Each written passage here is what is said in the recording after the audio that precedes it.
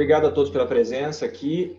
Esse é mais um webinar da Associação Brasileira de Estimulação Cardíaca.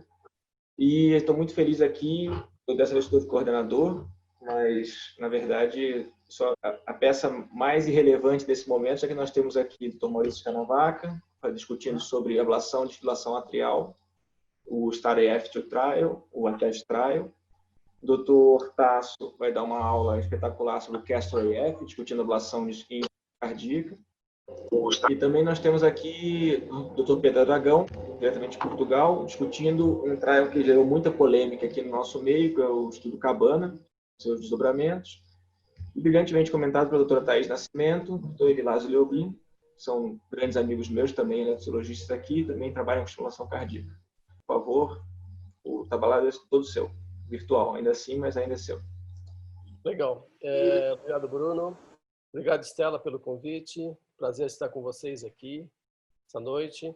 Esse período de isolamento que está mais ou menos liberado. Nós, como médicos, a gente não consegue ficar completamente isolado. O Pedro estava contando aí que ele já voltou praticamente plenamente. Mas é uma boa situação para a gente revisar temas. E eu gostei do fato de ter que preparar essa aula. Eu tive a oportunidade de rever. E foi interessante porque quando eu recebi esse título, STAR-AF, eu achei que era um estudo clínico bem recente, que é do grupo de Londres, que estão desenvolvendo um sistema de mapeamento para a fibrilação atrial, que é o STAR Mapping. Falei, pô, os caras estão querendo fazer um negócio tão recente e tal, fiquei procurando, depois não era o STAR-AF, que é focado em ablação de fibrilação persistente. Então, são dois temas que foram pensados, como melhor o sucesso da ablação da FA, e aqui chamando a atenção, colocando como referência o STAR-AF, que é um trial para fibrilação atrial persistente. E o segundo tema, que também é bem atual, é como evitar a evolução para a fibrilação atrial permanente, que é o ATTEST Trial. Esse é um estudo que foi apresentado na Sociedade Europeia de Cardiologia o ano passado em Paris, mas eu não encontrei a publicação. Então, eu tive um pouquinho de trabalho. O Pedro, inclusive, me ajudou, o Pedro Dragão, para entrar lá no ESC e peguei a apresentação do Dr. Cook e preparei aqui alguma coisa para vocês. Então, eu vou colocar esses dois temas no contexto do tratamento da fibrilação atrial em avanço. Bom, para iniciar, é importante sempre lembrar desse gráfico. E lembrar que quando a gente faz a ablação, nós estamos destruindo o tecido cardíaco, que é uma coisa nobre. E óbvio que, como eletrofisiologistas, a gente sempre foi treinado para tentar descobrir o mecanismo, tentar ser o mais restritivo possível e preservar o tecido, não provocar tanta destruição. Isso é a eletrofisiologia clássica.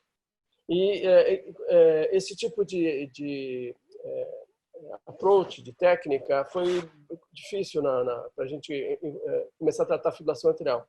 E ela só surgiu o tratamento para a fibrilação atrial quando se percebeu realmente que a fibrilação atrial, embora seja uma grande desorganização da atividade elétrica atrial, tá? Um dos mecanismos, que é um dos poucos que a gente conhece bem, é deflagrado por atividade focal.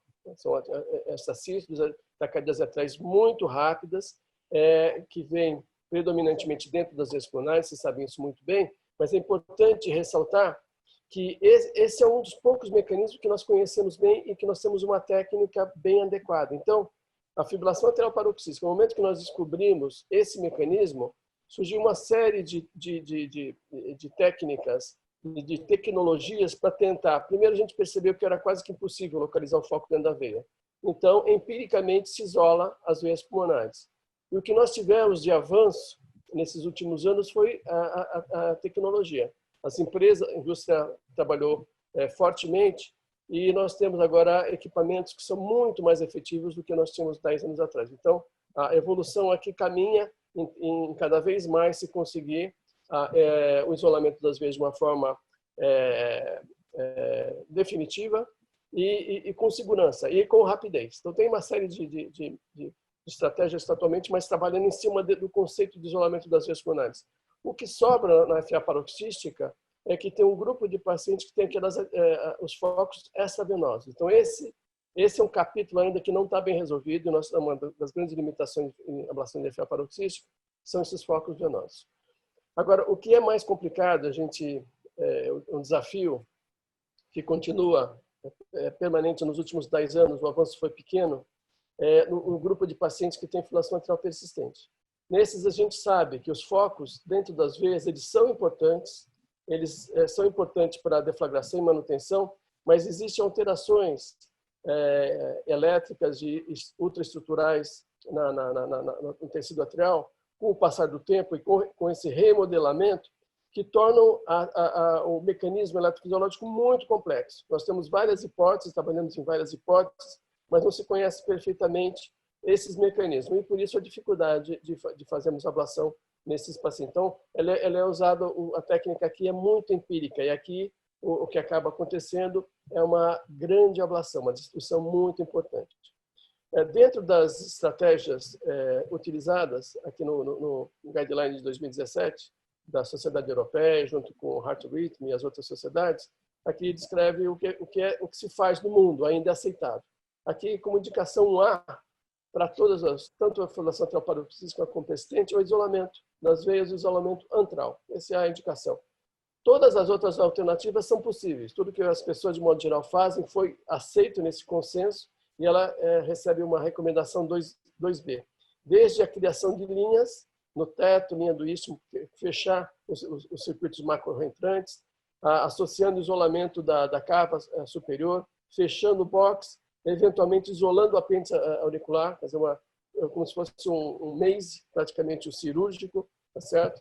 Essa é uma outra estratégia, principalmente o grupo do Natali trabalha muito com isso, e outras coisas um pouco mais diferentes, como a ablação dos eletrogramas fracionados, que teve, assim, um período muito em moda, esse tipo de procurar os eletrogramas fracionados, e depois, com novas tecnologias, tentar, dentro dessas regiões, achar realmente regiões focais, que fossem as mantenedoras ou deflagradoras, os drivers da fibrilação atrial. Então, tem essa série essas várias alternativas e com várias tecnologias, principalmente para fazer o isolamento das veias pulmonares. Nós temos 4 estratégias que são utilizadas no mundo. No Brasil, são usadas as 4 ainda.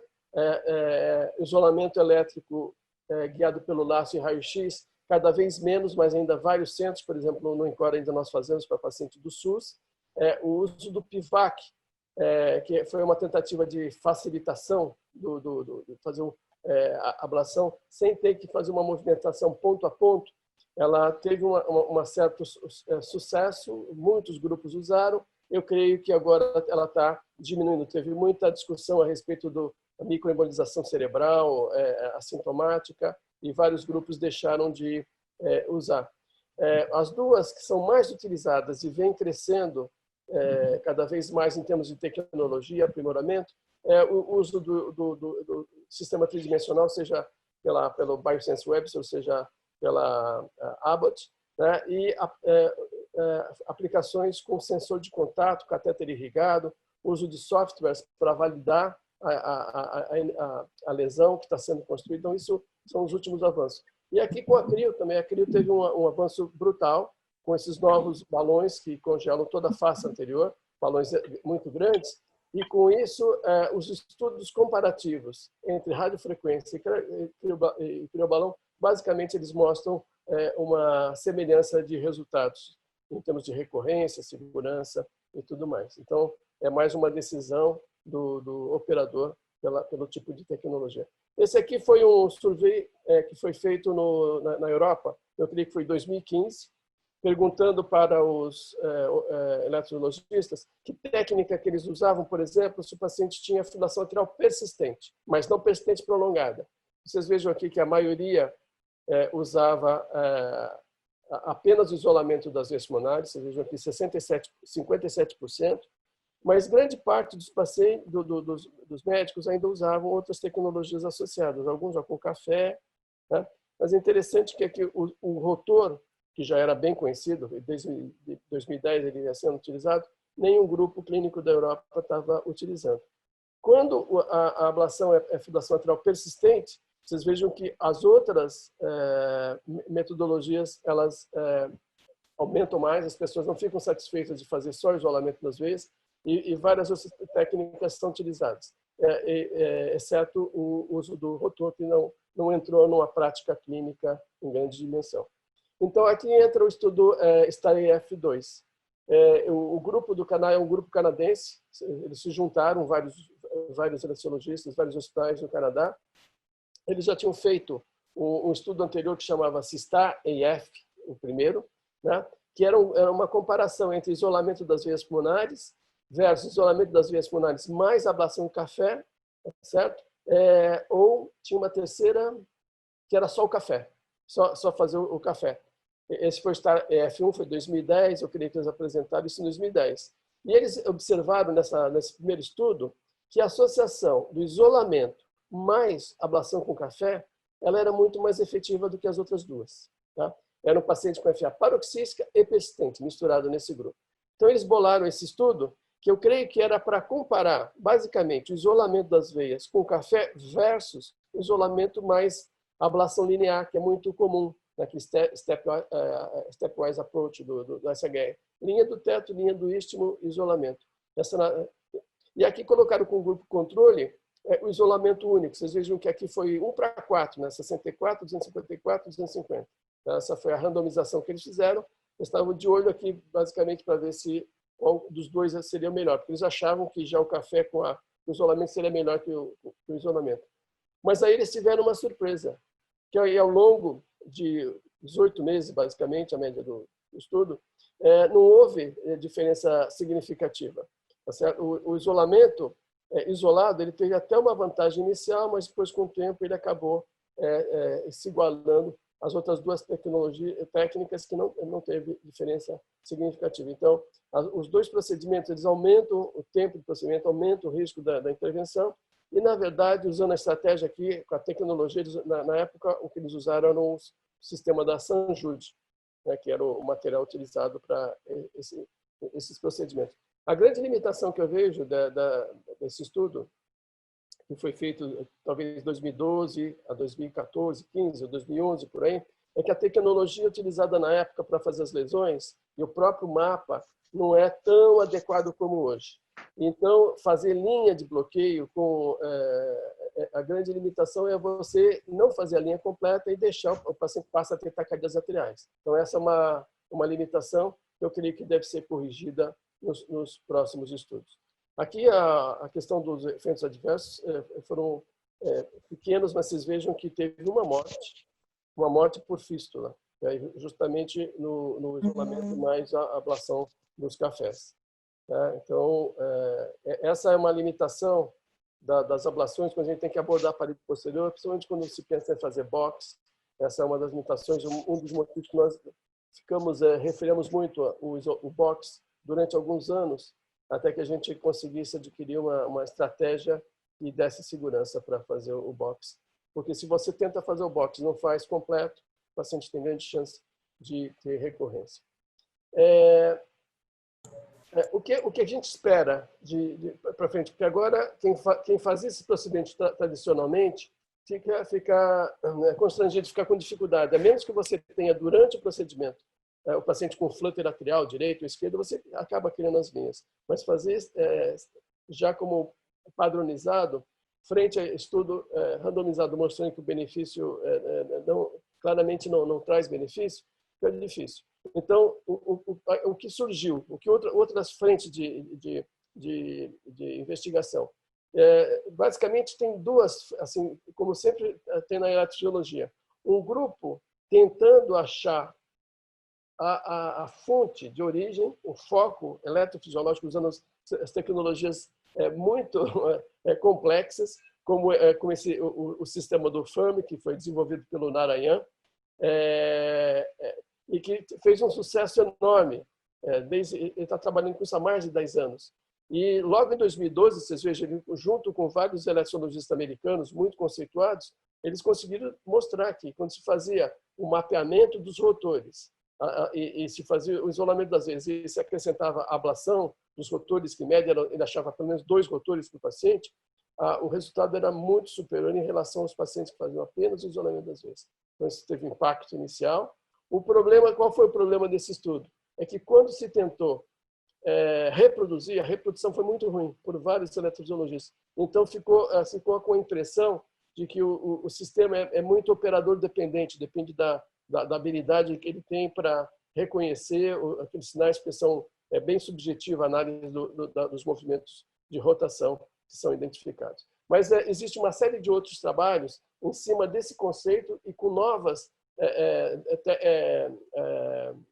equações matemáticas para encontrar, dentro daquela confusão que existe dentro da fibrilação atrial, qual são as regiões que provavelmente são as mais precoces e que mantêm a fibrilação atrial. Quais foram outras tendências? Uma tendência que é muito forte é do grupo do Natali, e com o pessoal que trabalha com ele, com os vários fellows que ele fez ao redor do mundo, que é uma vez que você não consegue saber exatamente de onde vem, então você aumenta a área de isolamento, de destruição do tecido. Tá certo? Aquele paradigma, né?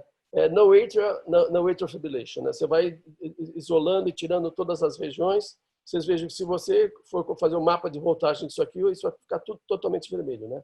Toda a região do átrio, a região septal, teto, apêndice, cava, é uma destruição total. Quer dizer, aí você não sabe de onde vem, então você vai destruindo. O problema é o risco desse tipo de procedimento e a real que se você consegue realmente tornar essas regiões totalmente inativas. Para responder essa pergunta, o Luiz de Biasi está fazendo um estudo, eu creio que está já alocando pacientes de pre-trial, que é exatamente comparar um número significativo de pacientes, vocês vejam, aproximadamente 900 pacientes vão ser randomizados para isolamento, são todos com fibrilação atrial persistente prolongada, né? Isolamento das veias pulmonares, isolamento das veias pulmonares mais isolamento da parede posterior, um terceiro grupo que isola as veias, isola a parede posterior e faz isolamento do apêndice auricular e, por último, acrescenta o isolamento do seio coronário. Então, 4 grupos para ver qual é o benefício e se vale a pena fazer isso de uma vez só no mesmo procedimento ou se isso vai numa sequência como um stepwise approach. Então, esses próximos 2 anos talvez a gente tenha esse resultado. Do meu ponto de vista, o que é mais sensato é esse tipo de técnica que nós temos utilizado no nosso grupo, que é, uma vez que a gente isola o paciente com FA persistente prolongado, uma vez que a gente isola as veias, a gente faz um mapa de voltagem. Se o paciente tem um átrio totalmente normal, nós paramos por aqui. Se ele tem áreas de baixa voltagem, cicatriz, então essas áreas são abordadas. Tem várias estratégias, técnicas, que isso também é uma discussão de como fazer essa abordagem. Essa proposta foi feita pelo Kottkamp há alguns anos e ele já publicou. Isso aqui é uma publicação do grupo do Hendricks, que trabalhou com ele há muito tempo, já com 178 pacientes, sugerindo aqui, então, que os pacientes que isolam as veias e fazem a abordagem da cicatriz têm um resultado, pelo menos de 1 ano, superior àqueles que abordaram apenas as veias pulmonares. Então, tem uma série de estratégias. O que eu acho importante é que cada grupo que trabalhe com esses pacientes, que tente fazer um estudo, pelo menos seja pequeno. O seu ideal é que a própria Sobrac pudesse organizar isso, para a gente evitar o que aconteceu com a cloroquina, né? Aquela história, usa para isso, usa para aquilo, e ninguém sabia exatamente a demonstração clara do resultado. Às vezes você tem um estudo que aponta, mas tem uma série de vieses, e o interessante é que você tenha um grupo grande, principalmente no nosso meio, né? Uma coisa é o sujeito que faz lá, com a tecnologia que ele tem na Europa, nos Estados Unidos, outra coisa é como nós manuseamos nossos pacientes aqui. Então, é um campo bem amplo que a gente poderia trabalhar futuramente. O fato agora é falar do mecanismo de progressão. Tá? Esse é um outro assunto muito interessante, está na moda agora, tá? Porque uma vez que a gente não consegue controlar todos os pacientes, aparentemente, porque a avaliação que nós sempre fizemos é binária, né? O paciente tem recorrência ou não tem recorrência. Então, você faz a curva de Kaplan-Meier. Teve uma recorrência, ele caiu. E se você não avalia o impacto exato, às vezes o paciente teve uma recorrência, mas ele tinha centenas de taquicardias. Então, se ele teve uma, ele cai naquilo. Então, tem uma série de estudos atualmente usando monitores implantáveis justamente para poder quantificar e avaliar o burden, a quantidade de episódios de fibrilação atrial que o paciente tem antes e depois. Então, os novos estudos estão sendo feitos nesse sentido para impactar, porque claramente o burden, a quantidade de fibrilação que você tem, impacta na evolução e impacta no prognóstico do paciente. Então, tem uma série de estudos nesse sentido. E a dificuldade que a gente tem é que a fibrilação atrial não é uma coisa eletrofisiológica pura. Ela tem uma série de fatores funcionais, estruturais, ambientais, além dos genéticos, que, combinados, fazem com que os pacientes sejam muito diferentes. E a nossa atuação como eletrofisiologista pode ser muito dificultada. Esse gráfico ele tenta explicar isso. Vocês vejam que vai havendo a evolução da fibrilação atrial de paroxística para persistente prolongada, e vai havendo remodelamento do tecido atrial elétrico e anatômico, que depende, em grande parte, da idade, do envelhecimento. Isso acontece com o envelhecimento, tanto que a fibrilação atrial vai acontecendo e vai aumentando com a idade, mas também com as comorbidades, as cardiopatias, hipertensão, toda a comorbidade que acompanha, isso acaba promovendo a evolução da doença. E, naturalmente, conforme o paciente vai tendo os episódios, o burden, a quantidade de fibrilação atrial, ele vai evoluindo. Então, o nosso papel, e esse estudo se propôs a avaliar exatamente isso. A gente já tinha dados prévios de registros de que a ablação poderia reduzir a progressão da fibrilação atrial de paroxística para persistente, mas não tinha nenhum estudo randomizado. Então, esse foi o primeiro estudo randomizado, foi coordenado pelo Cook, e um grupo grande, um pouco da Alemanha, mas muito da Rússia, da Hungria. E o objetivo de estudo, basicamente, foi esse. Foi usar, aqui o suporte foi da Johnson & Johnson, da Biosense Webster. Eles usaram os catéteres irrigados com sensor de contato e randomizaram um grupo para fazer ablação da fibrilação atrial versus uso de droga antiarrítmica. Então, selecionaram os pacientes com essas características e foram acompanhar até 3 anos com o objetivo básico de ver a progressão da fibrilação atrial paroxística para persistente. Os pacientes não tinham diferença de características. Esse é o Hertz Score, que é o score que é utilizado para avaliar a probabilidade do paciente desenvolver a progressão da fibrilação atrial. Ele é uma variação dos scores para embolização cerebral.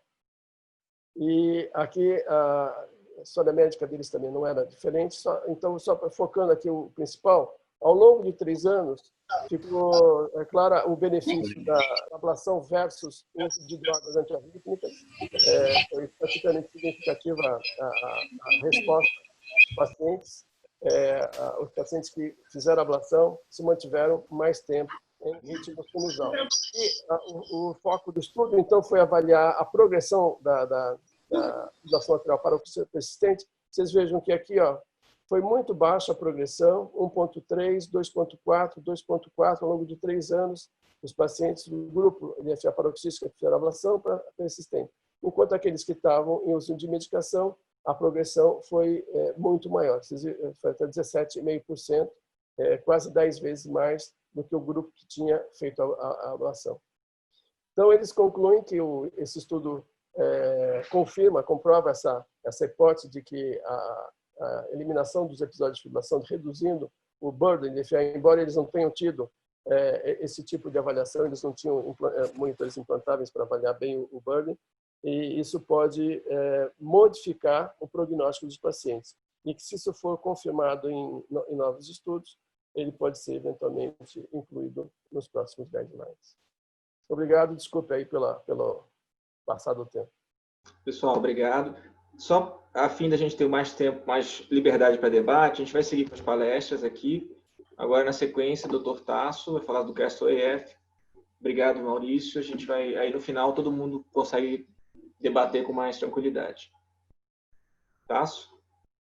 Bom, boa noite a todos. Quero agradecer o convite também. É um prazer, uma honra estar aqui com vocês. E, bom, a minha função aqui, a minha parte, foi discutir, trazer para vocês a ablação da FA no contexto da insuficiência cardíaca. E aqui, sempre que eu me referir à insuficiência cardíaca, eu vou me referir à insuficiência cardíaca com fração de ejeção reduzida. E, no fundo, nesse tema, o estudo de maior peso e o estudo recente, inclusive, é o CASTLE-EF. Então, eu vou falar, em boa medida, boa parte do CASTLE, mas não só dele também. Vamos fazer uma introdução aqui. Para iniciar, eu gostaria de mostrar esses dois estudos para vocês, que dá para uma noção boa para a gente de em que ponto estava a literatura até a publicação do CASTLE. Então, esses dois estudos é como se fosse uma síntese do que a literatura já sabia até a publicação do CASTLE. Então, esse primeiro estudo aqui, o ATTAC, publicado em 2016, é um estudo bem importante para a gente, para nós, eletrofisiologia, e comparou, cabeça a cabeça, a ablação com o melhor antiarrítmico que a gente tem disponível, e, no fundo, o antiarrítmico que dá para usar em insuficiência cardíaca, né? A amiodarona, 100 pacientes mais ou menos em cada grupo, pacientes com FA persistente, fração de ejeção abaixo de 40%, e com essa característica aqui de ter um CDI, de ter um device, um CDI ou um CRTD. Então, com a capacidade de ter monitorização da arritmia contínua, né? E ter o EF burden que o Maurício estava comentando. E o endpoint primário do estudo foi recorrência de arritmia. E o que a gente vê aqui nos resultados foi uma diferença expressiva em favor da ablação. Então, de forma significativa, ao longo do tempo, esse estudo teve um follow-up de 2 anos, a gente vê que a ablação foi muito superior à amiodarona. E o outro estudo, o Câmara-MRI Study, publicado em 2017, é um estudo muito elegante de um grupo australiano, também avaliou FA persistente, com fração de ejeção abaixo de 45%. Esse estudo teve essa particularidade aqui de miocardiopatia dilatada idiopática, ele só incluiu idiopáticas, e todos os pacientes, antes da randomização, faziam uma ressonância magnética para avaliar a função cardíaca. E aí os pacientes foram randomizados para ablação e aqui controle da frequência. Então, tratamento farmacológico para controle da frequência. 33 pacientes em cada grupo e o endpoint primário avaliar a fração de ejeção em 6 meses. E o que a gente vê aqui é que há uma diferença grande no grupo submetido à ablação, aqui em azul, comparado com o tratamento medicamentoso. Então, a mudança em termos absolutos da fração de ejeção é muito expressiva no grupo ablação. Bom, o que esses dois estudos mostram para a gente é que, e a maioria dos estudos até então apontavam nessa direção, é que a ablação, quando comparada com o tratamento farmacológico, seja para controle do ritmo, seja para controle da frequência, a ablação sempre, na maioria das vezes, se mostra superior nesse tipo de endpoint, tanto para controle do ritmo, como para os assim chamados endpoints, os soft endpoints, assim, mudança na fração de ejeção, qualidade de vida segundo os questionários, teste de caminhada, medidas de BNP pré e pós. Então, de maneira geral, todos os estudos até então apontavam para esse tipo de resultado, a ablação em geral superior ao tratamento farmacológico. Para a gente ainda ver a literatura um pouquinho mais ainda em perspectiva, antes de entrar no CASTLE propriamente, essa meta-análise aqui que foi publicada em 2018, logo depois do CASTLE, e ela inclui o CASTLE, que está aqui na última linha. No total são 6 estudos aqui, e a gente vê que, pelo N, o número de pacientes em cada braço do estudo, a gente vê que os estudos até então tinham 20, 30, 100 pacientes, no caso do ATTAC, e já o CASTLE-EF tem aproximadamente 180 pacientes em cada braço. Então, é de um porte um pouquinho diferente. Não é um estudo enorme, com 1.000 pacientes, mas tem uma boa quantidade de pacientes aqui. E se a gente olha na última coluna aqui, o follow-up, a gente vê que os estudos, em geral, tinham 6 meses, 12 meses, 24 meses. Já o Castle tem 60 meses de acompanhamento. Então, a gente vê que o Castle ele tem um outro porte dentro da literatura a esse respeito. Além disso, nessa meta-análise aqui, os autores, entre outras conclusões, chegaram à conclusão que a ablação da fibrilação atrial na insuficiência cardíaca reduz mortalidade total.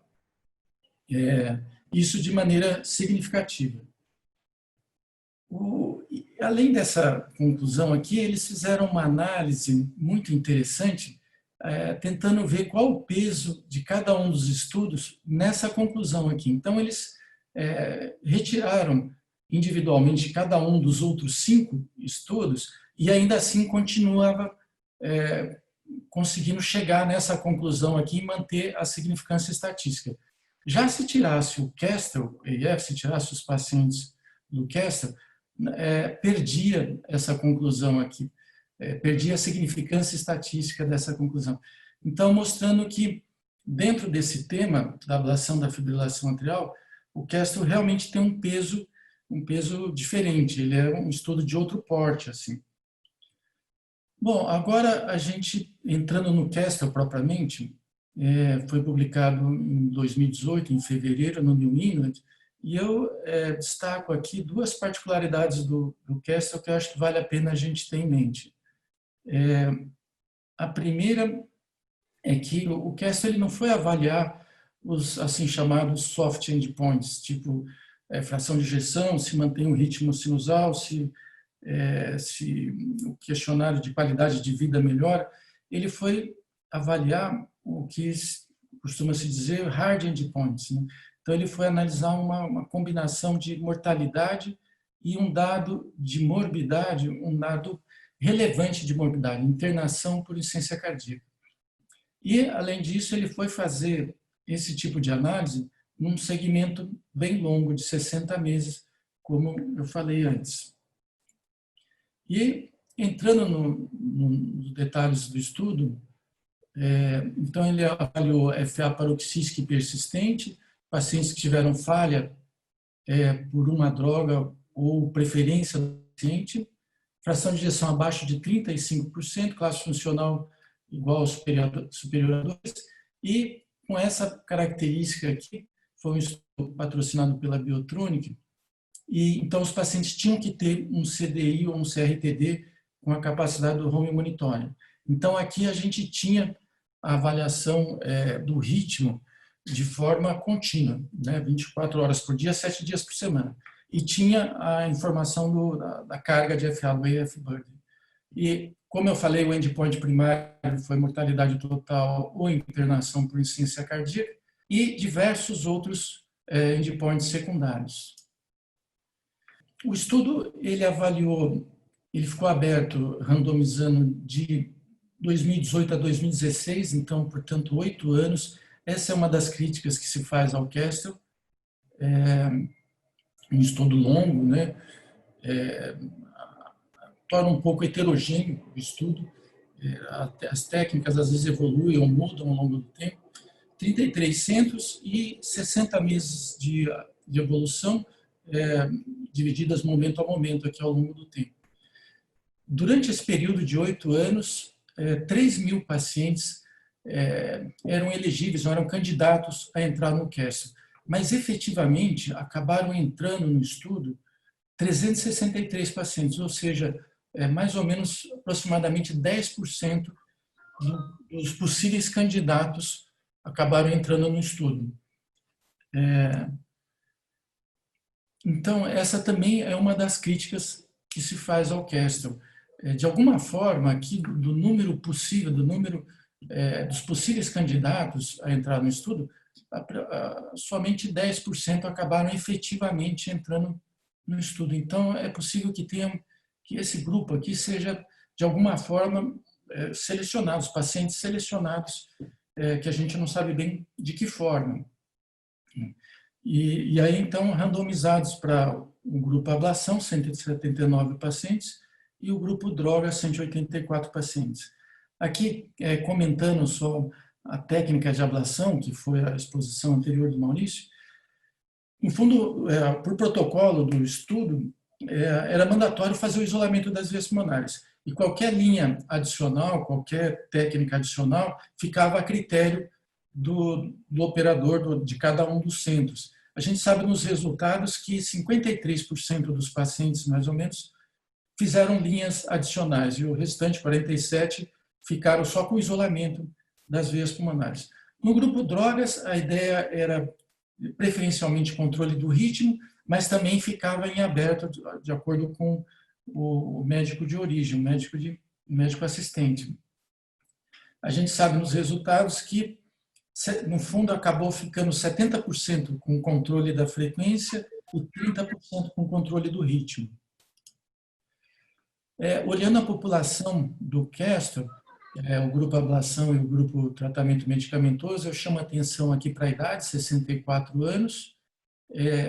A etiologia da cardiopatia é mais ou menos distribuído 50% isquêmica e 50% não isquêmica. Existe até aqui um desbalanço aqui na proporção de não isquêmico no grupo ablação e no grupo terapia medicamentosa, mas não significante, naturalmente. Com relação ao tipo de fibrilação atrial, aproximadamente 70% com FA persistente e 30% paroxística, e com relação à fração de ejeção média, a gente vê que é em torno de 32% nos dois grupos, ou seja, não são pacientes muito graves. Se a gente imaginar que a linha de corte era abaixo de 35%, aqui a gente está vendo uma média de 32%. Dentro de um grupo com disfunção severa, o Castor não é assim tão severo, né? O grupo que acabou entrando no estudo. E aqui já nos resultados propriamente, com relação à carga de fibrilação atrial, isso que o Maurício estava comentando, realmente eu acho que é o dado mais relevante, principalmente em insuficiência cardíaca, a gente avaliar o AF burden mesmo. Se o paciente tem uma recorrência ou outra, mas passa a maior parte do tempo em ritmo sinusal, provavelmente a gente tem benefícios na função cardíaca, na função ventricular, muito mais do que se o paciente passa boa parte do tempo em FA. E aqui a gente vê em azul o grupo ablação, em vermelho o grupo drogas. No início do estudo, claro, os dois grupos com uma carga de FA semelhante, e aí ao longo do tempo, nos 60 meses, a gente vê que o grupo ablação, em azul aqui, tem uma carga de FA bem mais baixa do que o grupo tratamento medicamentoso. E eles fizeram uma análise interessante também no último follow-up, no último visita do paciente, eles interrogaram o aparelho e viram, comparado com o follow-up anterior, quem estava em sinusal. E aí eles viram que na ablação, no grupo ablação, 63% estava em sinusal e no grupo drogas, 21%. Isso também atingiu significância estatística. Com relação à fração de ejeção, mudança, ganhos em termos absolutos da fração de ejeção, a gente vê que aos 60 meses houve um ganho da fração de ejeção no grupo ablação de forma significativa.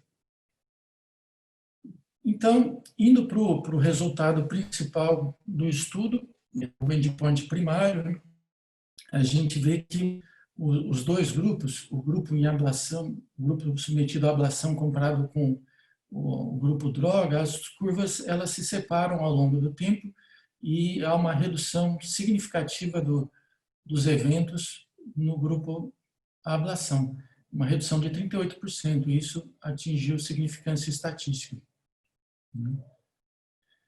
Com relação ao endpoint secundário, eu vou mostrar só esse aqui, a mortalidade total. Houve uma redução também de forma significativa na mortalidade total no grupo ablação, e eu só destaco aqui que isso só ocorreu, as curvas só se separam efetivamente só a partir do 3º ano de acompanhamento. Então, mostrando a importância de um acompanhamento de longo prazo para se detectar esse tipo de evento, de endpoint. Na análise de subgrupo, é importante para a gente pegar pistas de qual paciente, de qual subgrupo de pacientes mais se beneficia de um tratamento, né? E aqui nós temos, para esse lado aqui, é melhor para o grupo ablação, e para esse lado aqui seria melhor para o grupo tratamento medicamentoso.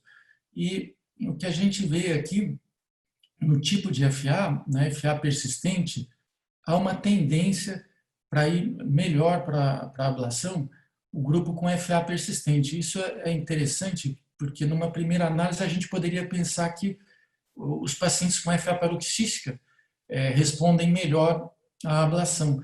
Mas, no fundo, os pacientes com FA persistente é o que tem maior carga de fibrilação atrial. Então, tirá-los da fibrilação atrial e mantê-los em sinusal, provavelmente, por esse motivo, o benefício da ablação é maior no grupo com FA persistente. Além disso, a gente vê que os pacientes mais jovens se beneficiam mais da ablação, os pacientes com insuficiência cardíaca não tão avançada. Esse é outro dado relevante. Então, em classe funcional 2, se beneficiam mais da ablação, e os pacientes com fração de ejeção acima de 25% também se beneficiam mais da ablação. Então, uma conclusão do Castle, a ablação por catéter, quando comparado ao tratamento medicamentoso, em pacientes com FA e insuficiência cardíaca, reduz a mortalidade total e internações hospitalares por piora da IC. Essa seria a grande novidade do Castle. Além disso, reduz também a carga de FA, o AF burden, e melhora a fração de ejeção. Esses dois dados aqui em comum acordo com o que a gente já sabia da literatura, né? E só para concluir, esse aqui é o meu último slide, para mostrar a nossa experiência nesse assunto. A gente publicou no Arquivos Brasileiro em 2015 a nossa experiência em pacientes em ablação de FA com disfunção sistólica. Aqui a gente usou disfunção sistólica, o critério para a gente foi abaixo de 50%, então qualquer disfunção sistólica. A gente teve 31 pacientes com idade média de 59 anos, a gente teve essa particularidade também de uma boa parcela dos nossos pacientes, 61%, foram classificadas como miocardiopatia dilatada idiopática, e no segmento de 20 meses, 77% dos pacientes estavam em ritmo sinusal, e o que a gente viu, comparando o pré-ablação e o pós-ablação, a classe funcional, havia uma redução da classe funcional pós-ablação, isso de forma significativa, e a fração de ejeção, havia um aumento da fração de ejeção pós-ablação, também de forma significativa. Então, era isso. Muito obrigado. Obrigado, Tasso. Esse é um tema que, na verdade, divide opiniões de todo mundo, clínico e intervencionista, até hoje. Acho que é um dos temas mais polêmicos da ablação de FA e a gente ainda tem que selecionar muito bem o paciente para indicar. Essa é a grande questão, é a seleção do paciente. Essa é a grande pergunta. Doutor Pedro, você por aí? Então, primeiro queria agradecer à professora Stella, ao Dr. Bruno, o convite, sempre muito simpático, muito amável, e que encurta a distância em momentos mais difíceis e que nos torna perfeitamente solidários neste mundo sem fronteiras para as coisas importantes e para as coisas difíceis. E hoje o tema que me pedem é um tema que eu gostava de poder resolver de forma fácil, mas aparentemente deveria ser, mas não está sendo fácil e, sobretudo, não está sendo fácil poder responder a esta pergunta, se a ablação da FA consegue reduzir a mortalidade e as hospitalizações quando nos baseamos no estudo Cabana. De facto, quando nós olhamos para as guidelines e podemos vê-las das guidelines europeias, aos consensos das diferentes sociedades e aos consensos da sociedade americana, aquilo que fica claro é que a ablação está especialmente indicada para tratamento de sintomas. e de facto pode ser feito após falha de terapêutica farmacológica ou feito de primeira intenção. Para a Sociedade Europeia, apenas isso era permitido em doentes selecionados com formas paroxísticas, mas depois no consenso das diferentes sociedades ficou também permitido, e de forma bastante correta, nas formas persistentes também poder ser feito de primeira intenção. Porque o tratamento farmacológico não mostrou nunca superioridade ao tratamento por ablação. A outra pergunta que ficava e que as sociedades não conseguiram responder bem é se então um doente sem sintomas pode ser tratado. E isso demonstraria que havia um impacto prognóstico no tratamento por ablação de fibrilação auricular. A Sociedade Europeia escreve mesmo que o tratamento em doentes assintomáticos está contraindicado, é uma indicação classe 3. Mas foi reformulado nos consensos das diferentes sociedades, sendo hoje uma indicação classe 2B, nível de evidência C. E impacto prognóstico só foi possível aceitar, e é uma modificação feita em 2019 pela Sociedade Americana, só foi possível modificar nos doentes que tinham insuficiência cardíaca e tinham fibrilação auricular sintomática. Nestes, pode-se fazer ablação para reduzir a mortalidade e as hospitalizações. O objetivo terapêutico, tal como o professor Maurício já tinha dito, é sobretudo o isolamento das veias pulmonares, quer com radiofrequência, quer com crioablação, e não ficou demonstrado superioridade técnica adicionando outras formas de tratamento. Mas, há 2 anos, chegava o estudo Cabana. Um estudo longamente esperado, desde 2009, e que deveria resolver este problema de uma forma clara. O estudo comparava o tratamento farmacológico versus o tratamento por ablação, tinha sido alvo de modificações, como iremos ver, mas era um estudo com endpoint complexo, de mortalidade total, AVC, desenvolvimento da AVC, portanto, com limitações, hemorragia importante ou paragem cardíaca. E depois tinha os endpoints secundários, habitualmente são os endpoints primários, de facto, que era a mortalidade total e a redução da mortalidade e das hospitalizações cardiovasculares. Como todas as coisas hoje em dia têm muitos interesses por trás, uns viram a garrafa meia cheia e outros viram um resultado meio vazio. E quando nós olhamos ao estudo, devemos começar pelo seu princípio. E o princípio foi difícil de encontrar. Eu procurei longamente para saber onde é que, quando em 2009 ouvi pela primeira vez a apresentação do Dr. Parker e fiquei assustado com o nome, porque em português Cabana não aspirava nada de bom e noutras línguas não sei o que significa. E um estudo que nos ia trazer a uma cabana provavelmente merecia uma atenção particular. O estudo era bastante interessante porque previa ser como endpoint único e primário a redução da mortalidade total, não permitia crossover, tinha uma duração mínima de 2 anos e mediana de 3 anos e meio. E incluía 3.000 doentes. Eles tinham que ser formas paroxísticas ou persistentes, maiores de 65 anos ou menores de 65 anos tivessem um fator de risco importante como hipertensão, baixa da fração de injeção. Era comparar ablação versus drogas antiarrítmicas e todos os doentes estavam anticoagulados, de acordo com as guidelines.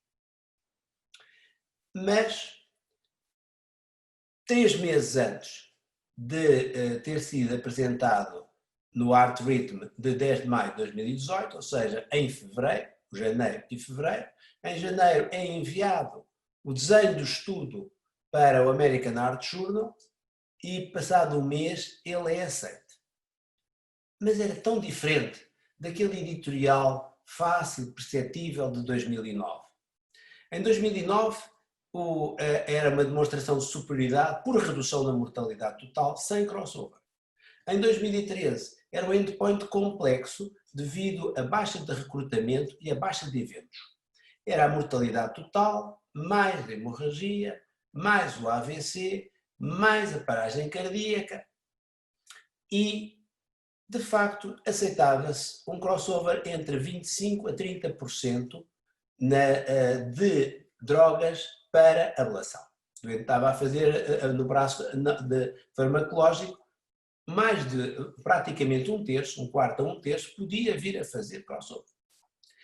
Estava claro que iríamos ter um resultado muito cinzento, porque quando se mistura branco com preto a 30%, perde-se a tonalidade e a diferença das cores. E depois a seguir tínhamos também que, apesar disto, ainda se reduzia o número de doentes de 3.000 para 2.200 e aumentava-se o follow-up 4 para 4 anos e meio, porque já íamos com um estudo com 9 anos. E aceitava-se que este estudo tinha poder estatístico se ainda tivesse 2% de perda de doentes para follow-up. Quando chegámos à apresentação, e isto foi feito numa audiência que provavelmente muitos de vós estiveram presentes, em que as salas não continham e, portanto, nós estávamos a ver o Dr. Parker, embora estivéssemos na mesma cidade e no mesmo edifício, estávamos a vê-lo como se estivéssemos em nossa casa neste momento, ou seja, através de um painel de televisão. Aquilo que ele nos pôde dizer foi que havia 2.204 doentes randomizados, 1.108 tinham sido randomizados para ablação por catéter, 1.096 para a terapêutica farmacológica. A primeira coisa que me fez espantar foi que 102 doentes que deveriam ter feito ablação não fizeram ablação. E a razão, não sei se por intuição rápida de resposta, o Dr. Parker disse que muitos deles estavam na China e na Coreia e não tinham dinheiro para fazer o tratamento, mas como tinham caído no braço terapêutico, ficaram como tendo feito ablação. Por outro lado, 300 dos 1.096, 301 doentes fizeram ablação por catéter quando deviam estar apenas no braço farmacológico. E depois ainda havia um conjunto perdido para follow-up, o que permitia perceber que este estudo tinha provavelmente uma escolha errada dos endpoints e também uma determinação errada da dimensão da amostra e uma grande dificuldade, deveria poder-se considerar um estudo inconclusivo.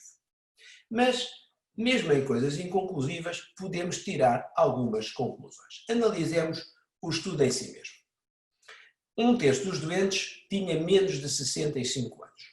Um terço dos doentes era do sexo feminino.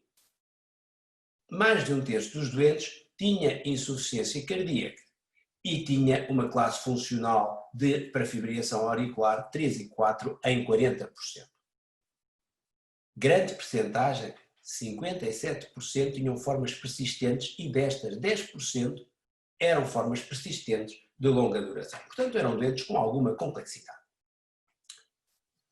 A primeira coisa que eu quis saber e perceber é se um tratamento invasivo que obriga a uma punção transeptal é mais ou menos perigoso do que fazer um comprimido ou vários comprimidos todos os dias. E, de facto, o que se verificou é que este estudo mostrou que a complicação principal foi o tamponamento em 0,8%, as estenoses pulmonares foram raras e não houve fístula arterioesofágica. Mas, por outro lado, o tratamento farmacológico mostrava que não era assim tão fácil e tive a mesma percentagem de fibrilação ventricular e taquicardia ventricular que os outros doentes tiveram de tamponamento. Portanto, não havia não era mais perigoso neste estudo ter feito um tratamento invasivo, ablação, do que ter mantido o doente com drogas antiarrítmicas.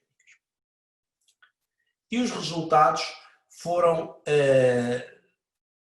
vistos de duas maneiras diferentes. Quando nós olhamos ao endpoint primário, verificamos que aquele endpoint combinado de morte, AVC com sequelas, sangramento perigoso e paragem cardíaca era um pouco menos para a ablação por catéter, mas não era diferença significativa, portanto era idêntico. Depois também para a mortalidade total se mostrava idêntico no intention to treat analysis, ou seja, cada grupo analisado por si, independentemente de sabermos que um terço dos doentes que estão a ser dados como terapêutica farmacológica fizeram ablação e que 9% dos que deviam ter feito ablação não fizeram ablação. Mas no intention to treat é assim que se deve estudar e, portanto, a comparação é exatamente o que é. Uma comparação um pouco cinzenta, mas que nos vai dar o resultado da nossa vontade de tratar inicial. E isso mostrou que a única coisa que era de facto diferente de forma significativa era a mortalidade e a redução da mortalidade e a redução das hospitalizações cardiovasculares. E houve uma redução de facto com uma diferença significativa de 0,01 para a favor da ablação. Quando não se consegue diferenciar o grupo no seu todo, torna-se muito difícil poder ter resultados vantajosos nem subanálise e, portanto, este estudo não tem capacidade para analisar de forma especialmente eficaz os diferentes subgrupos de doentes. Quando olhamos no seu global, percebemos que tivemos menos mortes no grupo de ablação não significativo, que tivemos menos AVCs não significativos, mas metade do número, porque foram muito pequenos devido à anticoagulação. Mas havia uma coisa que era uma exceção que nós conseguimos encontrar. É que quando comparávamos o grupo que tinha em relação a morte e a AVC com sequelas, o grupo que tinha feito crossover, ou seja, que devia ter feito terapêutica farmacológica, mas fez ablação, verificámos que identificámos um grupo excepcional para fazer ablação. Eram doentes que estavam mesmo a pedir ablação, porque, de facto, eles tiveram 2,3% de morte e AVC, enquanto que o grupo que fez ablação e devia ter feito ablação teve 5,4%, e o grupo que ficou no braço terapêutico farmacológico e não fez ablação, 9,3%. E a esta pergunta estamos à espera de resposta, já está aceite, e estamos à espera de resposta numa carta ao editor enviada para o Europace e aguardamos resposta da equipa do professor Parker. Quando analisamos o estudo per protocolo, ou seja, os doentes que estavam no braço e ablação e fizeram ablação são considerados, os doentes que estavam no braço terapêutico farmacológico e não fizeram ablação são considerados, então encontramos o que era esperado no editorial de 2009, uma redução da mortalidade de 32% da mortalidade total no grupo que fez ablação. Não é o grupo que fez todos os doentes que fizeram ablação, não. É o grupo per protocolo, foram excluídos os que fizeram crossover. Como não ficaram satisfeitos com o sabor deste estudo, fizeram um outro estudo que não estava previsto, mas que comparava um pouco a qualidade de vida. Ou seja, se a ablação, apesar de não ter sido no intention to treat, no endpoint primário, vantajosa, era de facto vantajosa em termos de ter menos fibrilhação. E foi isso que se demonstrou. Quem fez ablação tinha menos fibrilhação e tinha menos episódios mais tarde. E isso de forma significativa. A fibrilhação tinha reduzido a 3 anos uma redução de risco de 48%. Numa primeira conclusão, quero-vos dizer que o estudo de Cabana mostrou de facto o que o crossover e o cálculo da amostra afetaram fortemente os resultados. Que a intention to treat análise está dependente do crossover e só mostrou vantagem na redução da mortalidade hospitalar e da mortalidade e das hospitalizações, em 17% face ao grupo farmacológico.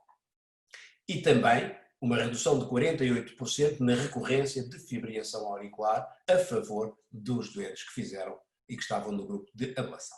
Quando se fez a análise per protocolo, verificou-se uma redução do risco em 27% do endpoint primário combinado e 32% da mortalidade total. E também, e não é de sumenos, a ablação não tinha tido efeitos adversos superiores à terapêutica farmacológica. Simultaneamente, foi publicado um estudo que é um estudo do mundo real, ou seja, é um registro. O registro é diferente de um estudo randomizado. E a principal diferença é que se registra aqueles que fazem. Ou seja, se o doente fez ablação, eu registro. Se ele não foi fazer ablação, não é registado como tendo feito ablação. Então, no mundo real, houve aquilo que se esperou no estudo pré-protocolo. Uma redução da mortalidade total de 33% e uma redução do AVC de 41%. Mas isto não é uma novidade. porque já sabíamos o mesmo dos estudos americanos de registros americanos e, sobretudo, de um registro estável, como é o registro sueco de Karolinski, que tinha demonstrado que reduzia o AVC e reduzia a mortalidade de forma muito significativa.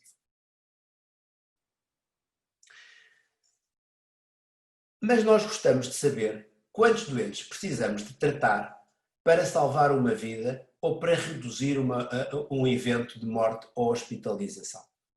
E para o estudo apresentado pelo Tasso Lobo, aquilo que nós podemos saber é que bastam 6,2 doentes tratados para haver menos uma hospitalização ou menos um morto. E no Cabana basta tratar 16 doentes para que isso aconteça, menos uma hospitalização ou menos um morto. Mas, quando nós queremos falar de verdadeiramente hard points, queremos saber no Cabana como é que é. Vale a pena fazer a ablação? Quantos doentes iguais aos do Cabana eu tenho que tratar para salvar uma vida, para reduzir a mortalidade? E temos que tratar, se for indivíduos que de facto fizeram ablação, 32,3, se for indivíduos que estão no grupo do Intention to Treat com crossover, tem que tratar 111 para salvar uma vida. Mas eu faço mais de 111 ablações por ano. Portanto, provavelmente eu estou melhorando o prognóstico dos doentes que eu trato. E eu também trato os doentes com apixabano, mas para salvar uma vida no apixabano, é o estudo de Aristóteles, eu tenho que tratar 131 e não me esquecer de fazer a medicação todos os dias. Por isso, queria-vos dizer que reduzir a mortalidade e as hospitalizações deve ter uma análise dos tempos modernos. Hoje é muito fácil transmitir notícias e até com dados verdadeiros não dizer aquilo que de facto nós sentimos que é a verdade. A estatística pode ser um meio fantástico de nos dizer o contrário daquilo que nós percebemos. E nem sempre o que nós percebemos está errado. O Dr. Mandrola é o editor de cardiologia da revista Medscape. Eu tive a oportunidade de estar com ele no Congresso Português de Cardiologia e este é um slide que eu lhe apresentei. Ele escreveu, logo a seguir ao Cabana, que a única maneira correta de apresentar o estudo era a maneira honesta, era a análise por intention to treat, aquela que tem os crossovers. E que o S-treated hiperprotocolo era uma prática científica inaceitável. E que se devia perseguir quem defendesse que o intention to treat não era o último reduto e que havia outras maneiras de analisar o estudo. Eu, na altura, disse-lhe que o sensacionalismo, por vezes, prejudica e confunde os resultados científicos. E para que isso fosse possível, e eu já apresentei este estudo, mas provavelmente alguns de vós não o conhecem, é um estudo simples e que tenta demonstrar o santo graal do intention to treat e do crossover. É um intention to travel. Nós estamos em Lisboa e queremos viajar para Paris. E vamos utilizar uma população que uma vai de avião e outra não vai de avião. A população que vai de avião corresponde em número ao mesmo grupo dos doentes que fizeram a ablação. E a população que não vai de avião, vai de carro, vai de outros métodos, corresponde ao número da terapêutica farmacológica. Mas dos que deviam ir de avião, 102 não tinham dinheiro para o bilhete e tiveram que ir para Paris, mas foram a pé e demoraram 344 horas cada um. A viagem de avião per protocolo corresponderia a 2 horas e 25 minutos e no meio de transporte como o carro a 15 horas e 13 minutos. Estava claro que era mais fácil de ir de avião. Mas como nós no grupo que deveria de ir de carro, 301 foi de avião, o que é facto é que a população que devia de ir de avião e que não teve dinheiro foi a pé, 9%, demorou 33 horas a chegar em média a Paris, enquanto a população que deveria ir sem ser de avião demorou 11 horas. E, portanto, a conclusão deste estudo foi fácil. Quando chegar ao aeroporto de Lisboa, não se dirige ao check-in, mas dirige-se ao rent-a-car. Aluga um carro e poupe um dia. Bom, a verdade é que o Dr. Mandrola tinha escrito Science deserves respect. E nós fizemos um editorial na Revista Portuguesa de Cardiologia, por Rui Providência e eu, em que respondemos com estas intentions, com o número necessário para tratamentos, que se chama Science Deserves Justice. E do equilíbrio das duas coisas nós podemos verificar uma maneira de apresentar que gostam muito os anglo-saxónicos. Se parece um pato, se nada como um pato, se coaca como um pato, é provavelmente um pato, porque diz que é um coelho. É um pato. Se o intention to treat diminui a mortalidade e as hospitalizações de forma significativa, se reduz a mortalidade total e o endpoint primário quando é por tratamento efetuado, por protocolo, é provavelmente um estudo positivo. Como pode ser negativo? Diminui a fibrilação auricular, melhora a qualidade de vida, reduz a mortalidade e hospitalizações, é um estudo positivo. E se eu quero reduzir a mortalidade e as hospitalizações, eu não estou falando de uma pequena população. A fibrilação auricular é democrática, atinge pobres, ricos e assim. Todos estes muito famosos tinham fibrilação auricular. E para nós melhorarmos os nossos resultados, temos que diminuir as recidivas e temos que ter melhores lesões. E este é o estudo CLOSE, que mesmo assim teve só 79% de doentes ao fim de um ano sem recidiva, nas formas paroxísticas. Depois é preciso dizer aos doentes que têm que cumprir controlando os seus fatores cardiovasculares. Não é deixando de fazer se é obeso ou se tem apneia do sono, é controlando a obesidade, controlando a apneia do sono, controlando a diabetes, porque o resultado será muito bom. E é sabendo escolher. E nós temos aqui o nosso algoritmo, o nosso score, em que há doentes que têm baixa taxa de sucesso. E por vezes há coisas muito simples, como a gordura epicárdica, que permitiu discriminar de forma superior a todos os scores atualmente publicados e em voga, desde o MB-Later, ao Apple Score, ao Dr. Flash e ao nosso Atlas Score. Nós temos também um outro sistema para fazer esta análise, com um machine learning, que se diz à máquina qual é a gordura epicárdica, qual é o volume da aurícula esquerda, qual é o tipo de fibrilação auricular, se já é uma reablação. E há um grupo de doentes, 10,8% dos nossos doentes, que nós sabemos que vai ter mais de 50% de recidiva a um ano, vai ter 62%. Nós temos que fazer algo de diferente ou de melhor para estes doentes, ou então, provavelmente, a ablação não é ainda para eles. E por isso, os avanços técnicos são fundamentais.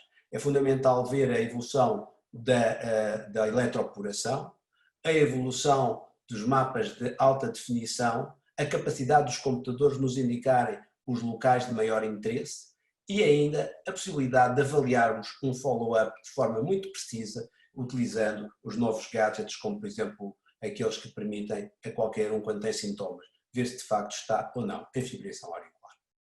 Para concluir, queria-vos dizer que a ablação por catéter deve ter doentes apropriados, escolhidos por vários fatores, o tipo da fibrilação auricular, a dimensão da aurícula, se tem fibrose, se tem gordura, a severidade e a duração dos sintomas, a presença e o controle das comorbilidades, a preferência do doente depois de explicarmos os riscos, as vantagens e as limitações. E nós sabemos que o candidato ideal é aquele que é sintomático, paroxístico ou persistente de curta duração, com uma aurícula de baixo volume, sem infiltração, sem fibrose e sem comorbilidades.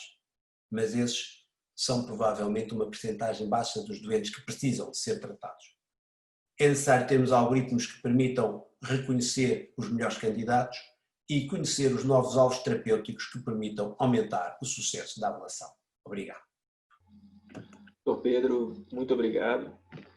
O Cabana começou a gerar debate entre clínicos, alertologistas, epidemiologistas, desde que ele foi pela primeira vez anunciado, né? Acho que até hoje a gente não conseguiu encerrar essa polêmica. Pessoal, eu vou abrir o áudio agora para todos os debatedores e também convidando a doutora Valentina, que compareceu de última hora, mas é muito bem-vinda, diretamente do Uruguai, para abrir os áudios também. E eu acho que nós podemos começar a responder algumas perguntas que foram colocadas aqui e começar a debater especialmente sobre ablação.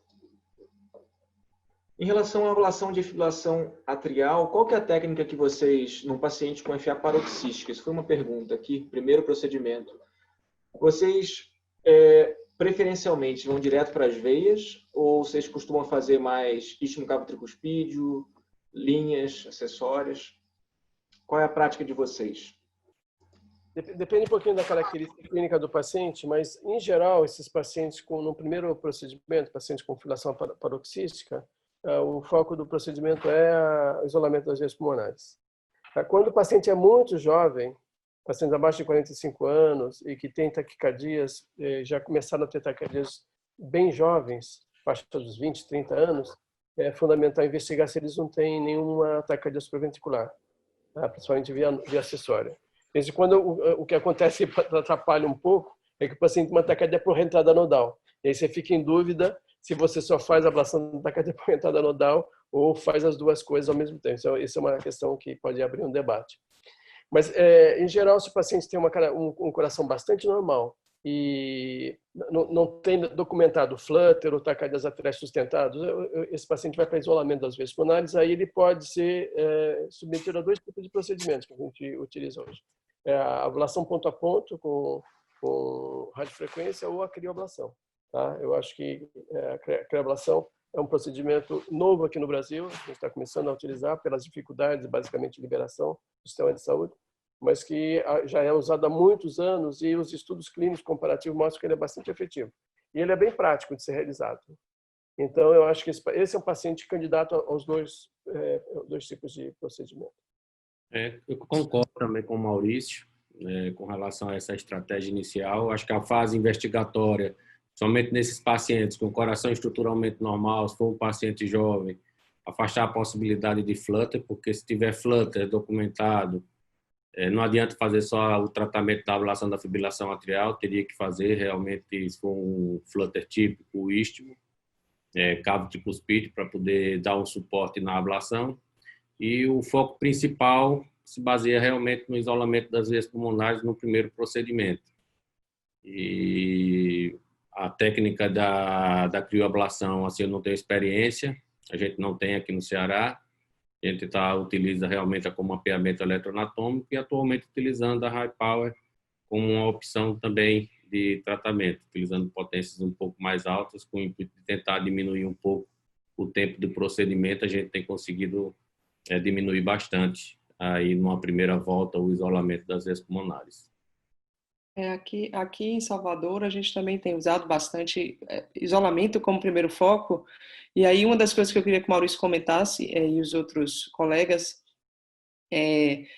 você tem, óbvio, se a gente tem um paciente jovem que é paroxístico, é fácil a gente entrar para fazer só isolamento das veias pulmonares. O problema é que a maioria dos pacientes são meia-idade, às vezes o paciente chega já iniciando um FA que você já teve que reverter algumas vezes, então é paroxística que às vezes já está quase persistente, curta, não longa ainda. A dúvida que a gente fica às vezes em sala é quanto eu insisto no final do isolamento para ver se tem mais coisa. Né? Se vale a pena fazer adenosina, a gente faz de rotina, mas se vale a pena fazer isoproterenol para focos extrapulmonares, que passou uma época a ser muito, muito procurado. Eu queria ver se Maurício, a Dragão ainda estão nessa perseguição, num primeiro procedimento de um paciente que tem uma idade um pouco mais avançada, que já teve episódios um pouco mais prolongados, qual estratégia usar? E aí aproveito para fazer a pergunta do Santos Neto, que foi, indo para um novo procedimento, qual seria essa estratégia durante essa abordagem do novo procedimento? Eu sou bastante conservador, portanto, do tipo terapêutica, porque na prática faço isolamento das veias pulmonares. A minha primeira opção é isolamento das veias pulmonares. A razão é simples, não há nenhuma demonstração neste momento que eu tenha vantagem em fazer adicionalmente outras intervenções. Não quer dizer que não existe, não está demonstrado. E provavelmente não vamos conseguir demonstrar todos da mesma maneira, porque a experiência individual vai permitir dizer que eu tenho este resultado e isso não pode ser reproduzido por outra pessoa que não tenha a mesma experiência e não esteja habituada a fazer da mesma maneira. Eu considero que quem sabia fazer bem cafés provavelmente tinha muito bons resultados, porque fez muitos doentes. O problema é que se eu for fazer cafés sem saber fazer cafés, vou ter um resultado baixo. Se uma pessoa que faz habitualmente crioablação vier fazer uma ablação ponto a ponto, A ablação ponta a ponta é muito pior que a crioablação.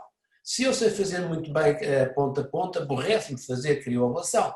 E, portanto, há uma escolha. Mas, inicialmente, nós fazemos isolamento das veias pulmonares. Estamos a fazer outra coisa, e posso comentar convosco, que é a homogeneização das cicatrizes na recidiva. Se nós temos um doente que nós fazemos uma ressonância magnética e, de imediato, pela aurícula, conseguimos perceber que há um conjunto de áreas que podem ser homogeneizadas, nós tendemos a homogeneizar. Não temos resultados ainda para vos poder falar, mas estamos satisfeitos com o que estamos a fazer, porque casos em que esperávamos ter muito baixo sucesso, estão tendo alguns meses seguidos sem ter sintomas, o que para nós é bom, atendendo a que as recidivas destes casos muitas vezes são precoces, quando nós percebemos que não vão ter grande eficácia.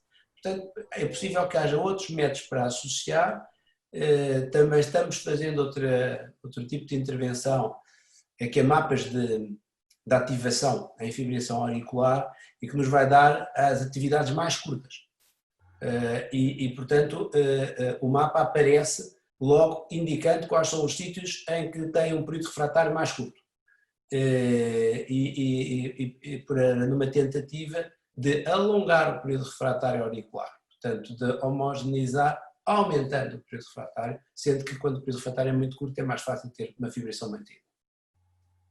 Mas isto são coisas experimentais que eu acho que não faz parte do tratamento. O tratamento é isolamento das veias pulmonares, confirmar que o isolamento está bem feito, e se de facto depois do isolamento, quando nós vemos uma recidiva está bem feito e não temos nada a adicionar, aí fica-nos um problema. Devo dizer que tenho pouca convicção na isoprenalina, gostava até de saber a opinião de Maurício e de outros em relação a isso, porque a isoprenalina na doses que nós damos, e não são doses baixas, não são aquelas do dibiase, porque acho difícil de dar essas doses, mas de facto a reprodutibilidade daquelas extracístoles auriculares surge como difícil para ter que queimar.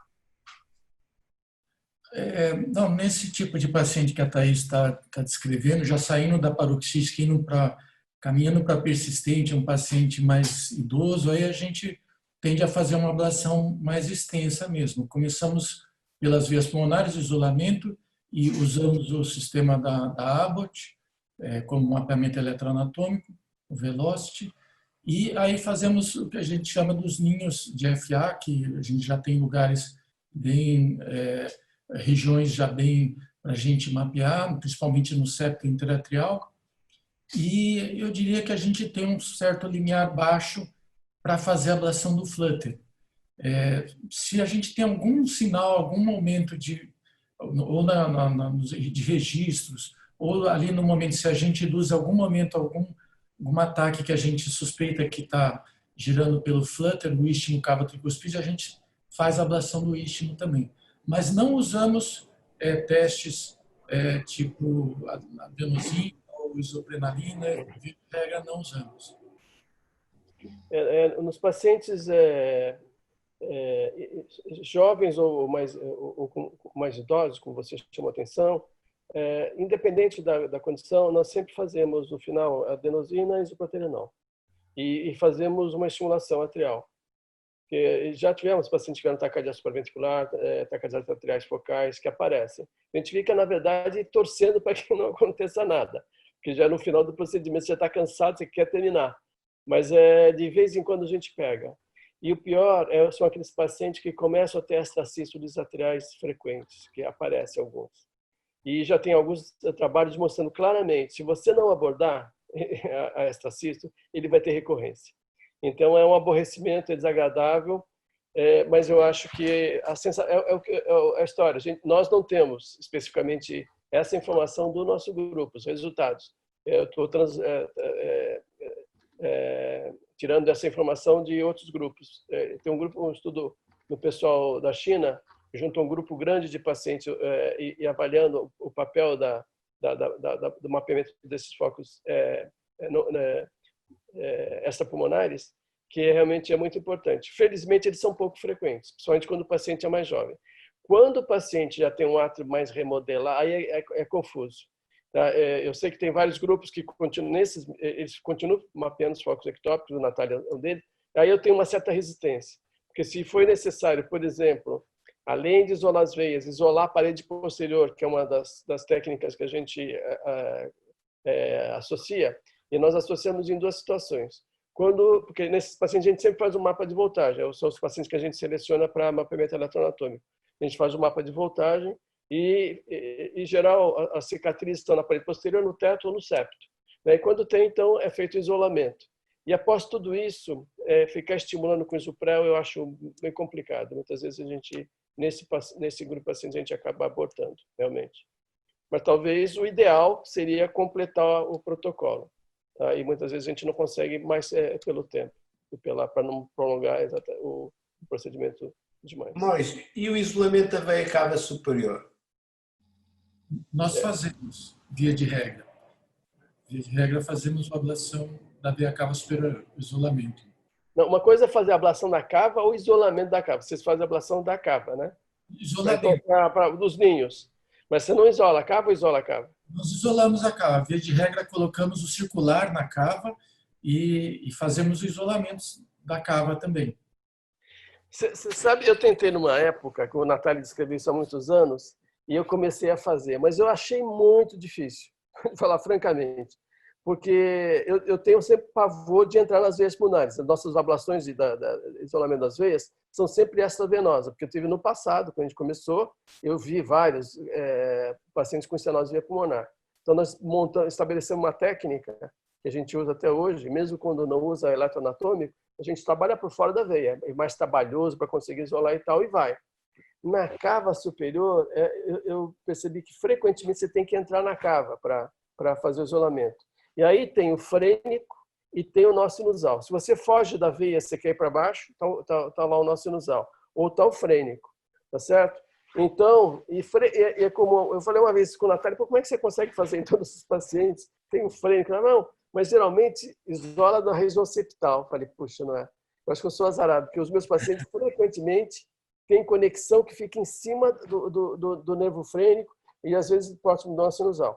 Então, eu já tive um caso, a gente até publicou, um caso de estenose da cava, tá? E é uma coisa horrível, você fica apavorado, porque no dia seguinte você vai ver o paciente tá com a cara desse tamanho, vermelho e tal, e você vai ver. Tá? Felizmente, nós tivemos um único caso, e damos corticoide, diurético, e o paciente desapareceu. Esse paciente repetiu uma intervenção, porque recorreu. Um ano depois, eu chequei, a cava estava normal. Graças a Deus, ele não ficou com a sequela, mas me apontou que é um risco grande, tem que tomar muito cuidado com aquilo ali. E fora outros pacientes, nós já tivemos alguns pacientes que tiveram paralisia de frênico. Então, é sempre fundamental, quando a gente vai, e aí, o Pedro falou, e a cava? Sim, nós fazemos, quando a gente claramente vê, porque tem uns pacientes que têm um foco muito frequente dentro da cava, então aí a gente vai fazer toda uma estratégia, marca o frênico, e vai aos pouquinhos, tem algumas técnicas que ainda não estão claras para mim, que as pessoas têm uma barreira entre a crista terminalis com a cava e que você pode fugir. Eu estou para descobrir exatamente como é que isso funciona, não está tão claro ainda, mas tem algumas técnicas recentemente descritas para tentar facilitar, mas na verdade é difícil. Outra situação que eu faço é no redu, quando o paciente vai fazer recorreu, e aí a gente vai checar as veias estão completamente isoladas. O paciente tem um coração normal. Isso é mais comum em mulher, inclusive. Então, aí é um dos pacientes que nós temos empiricamente isolamento da cava. Mas eu evito, eu não faço sistematicamente, porque eu acho que não é tão simples e pode ter problema. É exatamente o que nós estamos fazendo. Só de segunda intenção e se tivermos a convicção de que vale a pena. As mulheres mais que os homens. É engraçado. No segundo procedimento, qual a estratégia que vocês fazem? Vocês tentam fazer vocês fazem mapa de voltagem, procuram gaps pontuais? Vocês no segundo procedimento, vocês independente do inicial, vocês fazem linhas em teto, isolam um parede posterior? Qual a estratégia que vocês adotam melhor para o segundo procedimento? Bom, além de rever as vias pulmonares, uma coisa que a gente se preocupa muito é tentar induzir uma taquicardia que a gente chama de taquicardia de background, né? Mas que seria o que a maioria dos grupos chamam de flutter atrial atípico. Num segundo procedimento, a gente tem a impressão que muitas recidivas são por taquicardias atriais regulares. Então, a gente, via de regra, faz protocolos de indução, tenta induzir essa taquicardia regular e tenta mapear e eliminar o foco dela. Esse seria vamos dizer, um ponto relevante para a gente, num segundo procedimento. Aqui é quando o paciente vai para a sala num redu já em sinusal, o que a gente tem utilizado inicialmente já faz o mapa de voltagem, tentando identificar possíveis circuitos, istmos, e direcionar, caso às vezes pulmonares, checa as vezes pulmonares, obviamente, se tiver alguma, muito parecido com o slide que o Dr. Maurício mostrou, né? Faz a veia pulmonar, refaz o mapa de voltagem e vê se tem alguma área crítica de cicatriz com provável circuito, a gente foca naquela e na redução, se conseguir. Valentina, qual a estratégia que você prefere no redu? Se você faz mapeamento de voltagem, se você decide fazer linhas, utiliza drogas, isoprel, isoproterenol. Sí. En Uruguay tenemos bastante menos experiencia que ustedes, por obviamente un tema de número, pero sí en los REDU chequeamos primero las venas, hacemos mapa de voltaje, buscamos gaps y además... ¿Usan adenosina? ¿Usan adenosina? Sí, usamos adenosina y usamos protocolo de isoproterenol y buscamos, mapeamos otros focos. Y como decían, muchas veces también utilizamos el aislamiento de la vena cava en los REDU cuando las venas están bien, sobre todo pacientes jóvenes hemos visto con FA vagales, que resulta el aislamiento de la vena cava superior. ¿Solo cuando ves que hay un foco adentro, después de hacer isoprel, o independiente de que salga un foco de la vena, deciden hacerlo empíricamente? Si no conseguimos nada y no sale nada de ningún lado, vamos a decir, y el paciente tiene esas características de ser joven, sin cardiopatía, y tener una FA vagal, le hacemos empíricamente el aislamiento de la cava superior. Ok, gracias. Como é que você faz, Karina? Vamos ver. Bueno, sí, obviamente coincido totalmente con usted, doctor Mauricio. No, obviamente hacemos un mapa de voltaje y también electrofisiológicamente vemos si están aisladas. Si están aisladas, es el mayor problema nuestro. Cuando están aisladas, lo que hacemos es exactamente hacer adenosina, porque ya hemos visto casos en que están aisladas eléctricamente, aparentemente el mapa de voltaje muestra que tiene un voltaje bajo, y cuando hacemos la adenosina vemos que hay reconexión de una o dos venas, y tal vez sea ese el foco que reconecta en algún momento, entonces como que está con una conducción durmiente. Y bueno, si no tiene nada, a pesar de la adenosina, usamos isoproterenol para intentar buscar algún foco, y si no, bueno, realmente nos vemos con problemas y decimos, ¿y ahora qué hacemos? Si no tiene cicatriz o si tiene de repente un huaca muy, muy amplio, intentamos, yo particularmente hago la pared posterior porque creo que muchos gatillos pueden venir de ahí y que muchas veces con isoproterenol no conseguimos despertarlos. Pero salir sin hacer nada, estando aislado, estando con las 4 venas aisladas, busco focos extrasistólicos o hago vaca. Extrapulmonares, perdão. Tasso, você apresentou muito bem, as apresentações foram todas excelentes, né? Uma honra estar aqui nesse grupo. Uma dificuldade, não sei, espero que talvez regional, né, é convencer o clínico a indicar as ablações de FA. E no estudo com insuficiência cardíaca, no CAST, a gente viu bem que esse seria um grupo que se beneficiaria, apesar da curva, se você for olhar, a curva abre bem com 3 anos em diante, né? Então, como é que tem sido isso? Você acha que, porque também o grupo que mais se beneficia é o grupo mais jovem, que tem uma classe funcional menor, ou seja, no início, naquela ICC inicial, que faz a primeira FA e que muitas vezes o clínico segura, FA deixa aí. Como é que tem sido isso nas regiões? Porque, como o Maurício falou, é bem diferente, né? A nossa experiência nacional e regional é bem diferente. Aqui a gente ainda tem um pouco de resistência dos clínicos em indicar esses pacientes que já têm insuficiência cardíaca para fazer a ablação. Eu acho que essa eu acho que talvez não tenha muita diferença regional nesse aspecto, não, de indicação do clínico. Acho que é parecida no geral.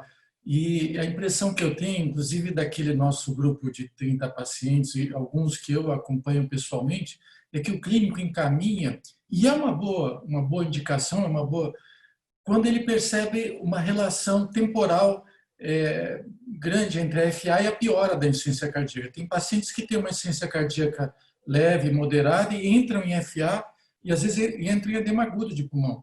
Então, quando tem essa relação clara entre a FA e a piora da classe funcional, aí o clínico tende a encaminhar. Eu acho que boa parte dos nossos pacientes, em algum grau, em alguma medida, tinha esse tipo de relação, essa relação intuitiva que o clínico faz, e que é justo. Eu acho que esse, sem dúvida nenhuma, se não for mortalidade por morbidade, esse paciente deve ir para a ablação, porque ele está dizendo para a gente, olha, a FA traz grande repercussão clínica para mim, então esse, até por qualidade de vida, vai para a ablação. Mas eu realmente acredito que o paciente que mais pode se beneficiar da ablação da FA é justamente o com disfunção. Eu acredito muito que tem muito mais taquicardiomiopatia do que a gente imagina em FA. E se você tem algum grau de ganho pequeno que seja, já faz diferença para o paciente. Então, eu não sei, eu sinto a mesma dificuldade que você está falando, acho que é pouco visto isso pelos clínicos em geral, e eu acho que é um campo grande e que vale a pena a gente trabalhar mesmo. O problema principal, quando se põe a insuficiência cardíaca, porque é que dá resultado? É porque realmente já tem uma margem de resposta tão pequena que qualquer incremento de risco agrava e consegue-se ver mais cedo a mortalidade, as hospitalizações, porque está tudo mais perto.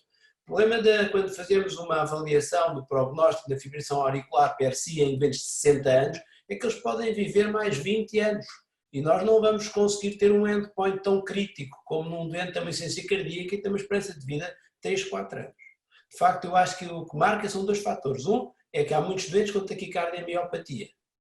E dois, eles estão muito mais perto da barreira do que os outros e, portanto, chegar à barreira ou deixar de chegar é muito evidente.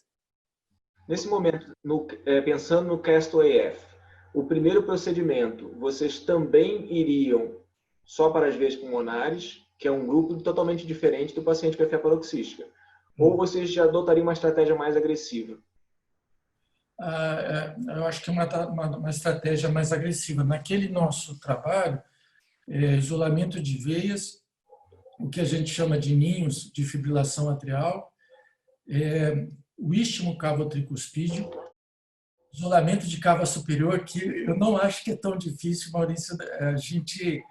Muitas vezes eu noto que o isolamento da cava superior ele é meio segmentado. Você está trabalhando ali com o circular, a gente, na visão do raio-x, você introduz ele na cava superior e retrai, você tem uma ideia mais ou menos aonde está a transição da cava para o átrio. E a gente deixa o circular ali um pouquinho acima dessa transição e trabalha justamente com o RF nessa transição. E, via de regra, dá a impressão que a entrada na cava superior é segmentar, não é por toda a circunferência da cava. Mas, então, respondendo à tua pergunta, Bruno, é uma ablação extensa. Inclusive, se o procedimento não está muito prolongado, tentar induzir taquicardias no final para mapear e tentar ablacionar. Mas se o procedimento já está muito extenso, dentro das veias, ninhos e ablação do istmo. Há uma coisa que eu acho que há dois doentes diferentes. Um doente é aquele que se põe o catéter de ablação na parede e não tem sinais por nenhum lado. É uma insuficiência cardíaca com uma aurícula muito doente. Outro doente é um doente que estava em ritmo sinusal e começou a ter uns episódios de fibrilação e de repente ficou persistente, mas ainda está há pouco tempo persistente. Depende do volume da aurícula.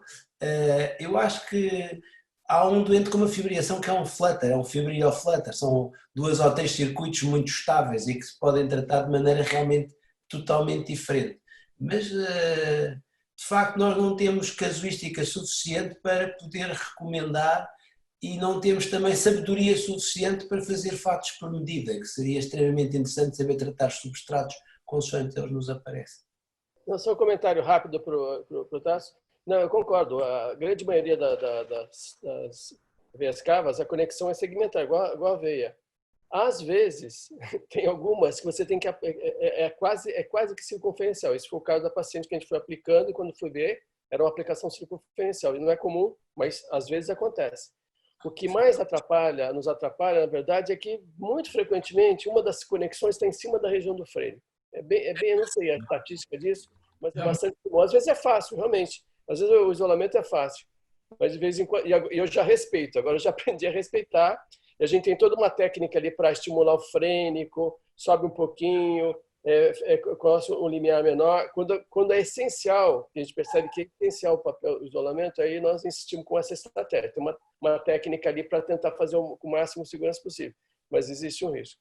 Em relação à pergunta do Bruno, qual a técnica que nós usamos, é semelhante aos outros casos. Tem paciente que tem fibrilação atrial, a minha impressão, os que respondem melhor são aqueles que têm uma taquicardiopatia. São pacientes com início recente, frequência elevada, aí você vai ver o ventrículo já está meio detonado, aparentemente, mas ele recupera rapidamente quando você restaura. Então, esses são os pacientes que são têm uma boa resposta. Ali no Castle, não dá para saber direito como é que as características daqueles pacientes. Então, não sei se tinha muita taquicardiopatia ou não, ou se é um paciente com FA já persistente, mas meio estável e vai piorando a chance cardíaca e quanto que a restauração melhora. Eu tenho um pouquinho de dúvida nesse caso. Quando a gente tem a sensação clínica, como o Tasso falou, de uma piora muito ligada ao início da fibrilação atrial, a restauração realmente é favorável. Aí a técnica depende do átrio. Às vezes o paciente tem a fibrilação atrial com insuficiência cardíaca e o átrio não é tão grande. Então, o átrio, a gente isola as veias, faz o mapa de voltagem. Surpreendentemente, alguns pacientes, o átrio é totalmente normal, para por aí. Outros não, tem vários pacientes de cardiopatia associada, o átrio é todo detonado. Aí sim, aí isola, dá trabalho. Isola a parede posterior, eventualmente teto, septo. Aí pode ser bastante trabalhoso. Um grupinho especial que eu acho são os idosos. Muitos velhinhos que entram. Aí tem que avaliar. Tem uns velhinhos que estão muito bem e que o átrio está pequeno, que dá a sensação de vale a pena tentar fazer a ablação para restaurar. Em outros, quando são muito frágeis, ou você vê que já tem uma cardiopatia associada, o risco maior, não vai tolerar reintervenção, são os pacientes que eu recomendo que eles coloquem uma marca-passo e façam um BAVT. Eles também melhoram muito, porque existe uma recuperação muito importante, eventualmente com estimulação biventricular. Aqui em Fortaleza tem um cenário que eu acho que é bem peculiar, porque o que eu vejo é o serviço público do privado. Do privado a gente vê muito isso, da falta de indicação para paciente com insuficiência cardíaca.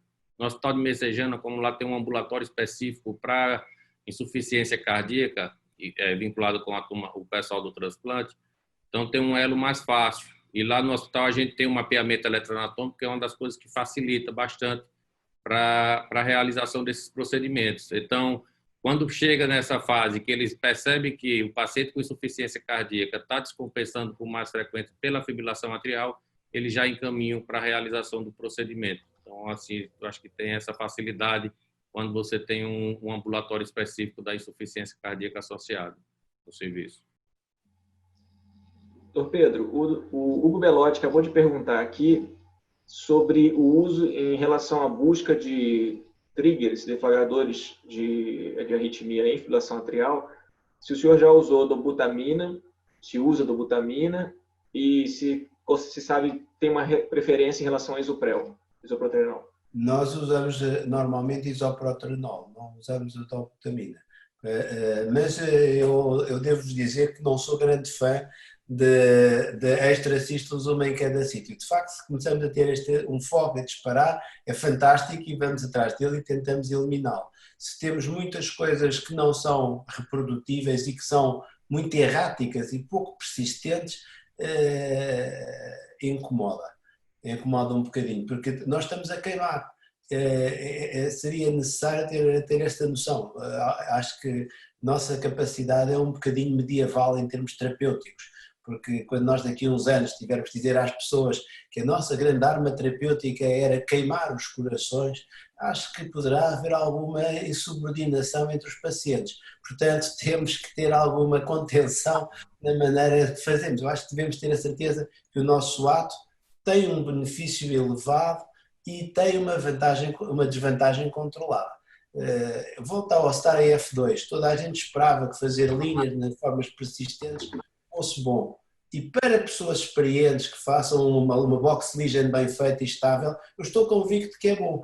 O problema é se nós não somos capazes de obter isso com grande frequência. Tinha uma curiosidade aqui. Aqui, quando a gente faz ablação de FA, a gente só vai para desviar esôfago, geralmente nas reduz, por uma questão de autorização de material, que, né, se você for pedir o pacote completo com algum dispositivo de desvio de esôfago, a gente acaba encarecendo muito e o convênio não autoriza. Eu queria saber, na experiência dos colegas, vocês têm utilizado o desviador de esôfago já no primeiro momento? Como é que tem sido essa questão aí para vocês? A pergunta para o Pedro. Pedro é especialista nisso. O meu professor é o Dr. Maurício Scanavaca, mas eu sou um mau aluno. Eu vou-vos dizer porquê. Nós temos os dois uma estatística. Ele tem a estatística de monitorizar todas as situações de uma forma muito intensa e tem sido ele que ensinou esta complicação ao mundo. Houve aí um atropelo, mas todos sabemos que foi ele, e eu tenho o e-mail que ele me mandou a dizer que atenção ao esófago. Mas nós temos um particular cuidado na energia aplicada na parede posterior, temos um particular cuidado no seguimento dos doentes em termos de informação para o doente e temos uma taxa de fístulas que não é muito elevada. Contudo, devo-vos dizer que mesmo com estereotaxia nós tivemos uma fístula e não tínhamos diferença nesse doente em relação aos outros. O que fizemos depois dessa última fístula, que já foi há muitos anos, foi uma contínua instrução aos doentes de alguns fatores, quer alimentares, quer de controle de bebidas alcoólicas, de proibição durante um determinado período, a proteção gástrica que toda a gente faz, a avaliação da temperatura, o contacto imediato com o médico que está totalmente disponível. E, por exemplo, ainda hoje tive um caso que vos comentei antes de termos começado a sessão, já tenho a resposta, é um síndrome de Dressler após ablação, que vai ser aborrecido, mas não tem nada a ver, já fizeram todos os exames, mas este doente sabia que se tivesse mais de 37,5 depois da primeira semana de febre, temperatura corporal, ele me iria telefonar e não comia nem bebia até fazer os exames de tratamento. É claro que o nosso país é mais pequeno e tem essa capacidade de contactar com os colegas e poder fazer bem. Então, em resumo, nós não estamos usando os sistemas de monitorização de temperatura do esófago, nós temos quase 4.000 ablações feitas e temos 3 fístulas. E isto é convicto porque nós todos os anos reavaliamos todos os doentes e fazemos uma pergunta a todos eles. Aquilo que julgo é que, apesar de se fazer a monitorização da temperatura e tudo mais, a incidência de fístulas é muito semelhante. Pode ser que aumente agora com estas aplicações aumentando muito a temperatura.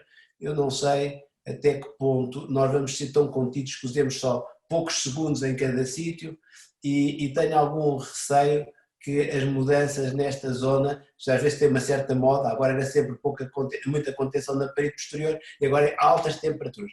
Nós tivemos uma fístula quando foi os catéteres de pressão, tinha que se atingir uma determinada pressão na parede posterior e eu estou convicto que essa modificação na altura nos pode prejudicar. Agora, o meu professor sobre a avaliação do esófago é o professor Maurício Scanavaca. Então, uma das perguntas que eu me faço atualmente é que nós temos o Ablation Index, né, o Surpoint, e o High Power Short Duration. Então, como combinar os dois? Acabou de sair um trabalho publicado eu acho que foi no HRS, no Echaré, no Jardim, sim, foi nele mesmo, que usaram o Ablation Index com 50 watts. E foram 120 pacientes, 60 para um grupo que usava o Prove e os 50 que não usavam. E realmente eles não tiveram diferença estatística, tiveram uma pequena lesão, 2 lesões no grupo que usou o termômetro, que não usou o termômetro, e uma lesão pequena no que não usou. Então, sim, estatística significativa. E a minha impressão, como o Tom Maurício vai falar, cadê os dados, Karina? A nossa impressão, e a que eu tenho, porque eu não quero usar mais o termômetro linear. Eu tenho a sensação que o termômetro linear comum, ele faz antena e de algum jeito ele consegue provocar mais lesão do que se usar o Circa. E quando o convênio não autoriza a Circa, eu não utilizo. E eu não tenho lesão sem Circa. Então, a minha impressão é como o Pedro fala, não precisa. Eu tive 2 lesões nos últimos tempos importantes, mas foi com termômetro linear. O paciente estava com termômetro linear e foram 2 lesões feias, que o paciente teve que ficar internado, inclusive tomar nutrição parenteral. E foi com termômetro linear. Então, a partir daí, eu falei, não uso mais o linear, ou faço sem, ou faço com Circa. E realmente a impressão é que coincide com esse trabalho publicado agora em 2020 por uns chineses. O que vocês acham a respeito disso, sobre o Surpoint e High Power? Infelizmente, essa é também a minha opinião. Eu gostaria que tivéssemos uma solução convincente, porque todos a usaríamos de forma uniforme. O problema é que, de facto, não se vê diferença muito significativa no zelo intenso face a um zelo médio, cuidadoso, e, por outro lado, eu acho que tem que haver fatores individuais que nós provavelmente ainda não conhecemos na resposta também ao aquecimento do esófago. Acho que deve haver alterações especiais. E muitos dos nossos doentes têm refluxo, aliás, razão porque têm muitas vezes palpitações e extracistolia pós-prandial que desperta a fibrilação auricular. Portanto, há ali um mecanismo com o esófago que realmente não é simpático. Um comentário, Thaís. É um negócio difícil, complicado. Se não fosse o esôfago, a ablação DFA, para mim, seria uma coisa muito fácil. Realmente atrapalha demais. Principalmente porque, como todos sabem, a ocorrência não é frequência. Então, é muito comum dar essa sensação de segurança, que as pessoas, não acontece nada, eu vou fazendo e tal, até que um dia acontece. E quando acontece, é um negócio tão horrível. Em geral, o paciente não está perto de você, acontece 3, 4 semanas depois do procedimento. Quando você ficar sabendo, não dá mais para acudir, ele vai ser atendido em qualquer local e geralmente morre o paciente, tem uma lesão neurológica grave e tal. Então é tão angustiante.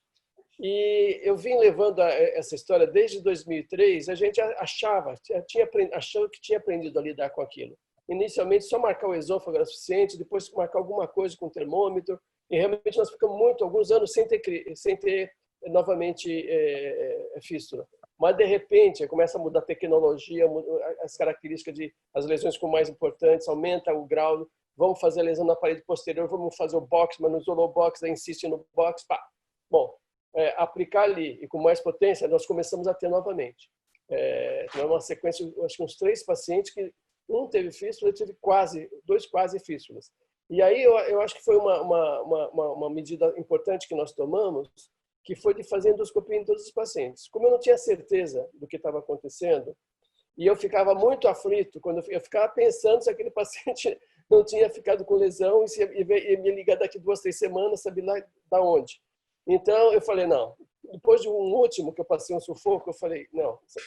Enquanto eu não souber, não tiver uma tecnologia adequada, não tiver certeza que isso aqui está funcionando bem, eu vou fazer endoscopia. Nós passamos a fazer. Eu acho que desde 2015 para cá, nós fazemos endoscopia em todos os pacientes. O problema é que a gente não descobriu ainda, como é muito esporádica, a lesão grave é esporádica, você não deu para perceber quando eu não preciso fazer. Então, eu estou esperando, nós estamos revendo o material, por isso que a Karina falou, cadê os dados? Então, nós estamos levantando o material todo, nós temos muitos pacientes, muitas endoscopias realizadas, para a gente poder, porque nós passamos por toda essa fase, inclusive essa do deslocamento do esôfago.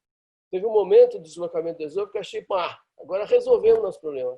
Espetacular, se afasta, aquilo que funciona. Mas aí começa uma série de outros problemas. Nós vimos alguns pacientes com lesão traumática do esôfago, fiquei preocupado, porque se aconteceu em poucos pacientes, imagina se eu, num N grande, será que eu não posso ter? Eu soube de pacientes que teve ruptura de esôfago com manipulação do eco dentro do esôfago. E a mudança do mapa, né, doutor Maurício? Sem chegar, estou falando da segurança. Nós fizemos muito. Pena que nós não temos esses dados levantados, nós temos muitos deslocamentos, principalmente com o probeesofágio. Ele funciona muito bem em algumas situações, em outras traz algum risco, em outras isso que a Karina chamou a atenção. Desloca o mapa, fica o mapa totalmente perdido, você tem que refazer o mapa. Então, chegou o momento que aí nós estamos agora nós vamos fazer alguns estudos randomizados. Tem uma das teses que está para sair agora, a gente fez um estudo randomizado a respeito do que fazer, né, entre as três técnicas. Mas eu acho que ela já daqui a pouquinho vai ser superada pelas essas novas tecnologias. Realmente, eu estou a sensação de usar essas energias de baixa, alta potência e curta aplicação, parece, mas também tem que vigiar. Então, é sempre interessante usar o Circa, porque o Circa é o que dá a melhor segurança para fazer o procedimento. E usando o High Power Short Duration, me parece que a coisa funciona bem. Inclusive, os box agora estão funcionando muito bem. Então, estamos conseguindo fazer os box usando essa estratégia. Voltamos a fazer os box a partir daí. E, às vezes, tem uma subida de temperatura, às vezes até alta, mas vai olhar a endoscopia no dia seguinte, está normal. Por isso que eu acho que é importante ter o feedback da endoscopia, porque cada um faz a técnica de um jeito. Parece que é tudo igual, mas não é. Tá certo? Cada operador tem um jeito de lidar com o catéter. Então, é importante que cada pessoa tenha o seu feedback para planejar o caminho a tomar. Só para completar um pouquinho a experiência, o que a gente faz, acho que vocês sabem, mas a gente usa o Circa, via de regra, e o eco transesofágico. E usa o Circa com os limites bem baixos, assim. O primeiro alarme meio grau acima da temperatura máxima que ele já está medindo em condição basal e 1 grau acima da temperatura máxima que ele já está medindo. E se começa a aumentar, desvia o esôfago. Atualmente não estamos com um protocolo assim. Antes era sempre desviava para o outro lado, o lado contralateral, independente. Aí começamos a usar o Circa e começamos a fazer esse protocolo de desviar se sobe algum grauzinho, meio ou 1 grau, já só desvia o esôfago. E essa é meio a rotina nossa, e via de regra a gente não tem tido problema. Mas realmente eu acho que, não sei se a questão é só o desvio do esôfago ou se são outros detalhes da técnica. A gente, por exemplo, não trabalha com RF dentro de bainha. A gente não trabalha com 2 bainhas dentro do ato esquerdo. O RF ele entra solto no lado esquerdo pela punção. Então, eu acho que talvez tenha muitas variáveis e talvez não seja só o desvio do esôfago ou não que faça a diferença. Eu concordo, Tasso, é isso mesmo. Eu acho que tem cada grupo tem um jeito de fazer. Naquelas reuniões que nós fizemos da Johnson, que era juntar as pessoas para apresentarem seus casos, a gente achava que todo mundo fazia igual, mas não é. É muito diferente. E por isso que eu acho que cada um tem que descobrir o seu jeito de fazer aquilo com segurança. E por isso que eu acho que vale a pena fazer uma sequência e com endoscopia, para você ter o seu feedback, para você saber que aquela técnica que você está usando está segura, porque passa muita coisa desapercebida ali no esôfago. E, de repente, uma daquelas vai e você, quando vai ver, já era. Né? Então... Pessoal, bom, já são 2 horas. Como habitual, a gente deu uma horinha regulamentar para o pessoal poder interagir, bater papo. E obrigado pela presença de todos. Maurício, Thaís, Pedro, Tasso, Vilásio, Valentina e a doutora Estela, obviamente, e Karina, participou muito bem. Muito obrigado para todo mundo. E para todo mundo que participou, que eu não também não nomeei aqui. Se vocês quiserem comentar alguma coisa, vou abrir os microfones de todo mundo. Então, fiquem à vontade de bater papo aqui. Estela? Eu queria fazer Obrigado, Bruno. Eu queria fazer um agradecimento especial ao Dr. Pedro Dragão, que lá nesse momento é 1h da manhã, e ele se dispôs a fazer essa apresentação, a se adaptar ao nosso horário. Como sempre, ele é muito bem-vindo sempre aqui no Brasil, tem muitos amigos e ele é muito querido por todos nós. Então, agradeço, espero que essa pandemia passe rápido para que nós possamos nos encontrar, porque eu amo Lisboa. Estão todos convidados para vir a Lisboa, espero que tudo corra bem. Espero que tudo corra bem. E quando pudermos, vamos conversar mais. Temos muito gosto em aprender convosco e em partilhar as nossas experiências. Muito obrigado. Obrigada a todos. Boa noite. Agradecer também ao Maurício, ao Tássio, ao Evilásio, à Thaís e a todos vocês que permaneceram assistindo a nossa webinar. Mais uma vez, eu coloco o departamento à disposição de todos os sócios, não sócios que queiram fazer ciência, querem apresentar casos, queiram falar sobre algum tema de importância da nossa área. Nós estamos aqui para estimular, para estudar, para aprender e divulgar os conhecimentos, né? Então, a gente se coloca à disposição. Na próxima semana, nós teremos uma webinar vai ser um tema, assim, importante, porque nós não fazemos mais isso no Brasil, mas tem um grupo nos Estados Unidos que está fazendo, que é reesterilizando dispositivos para ser enviado para países com menor condição. Então, eles têm alguns trabalhos publicados.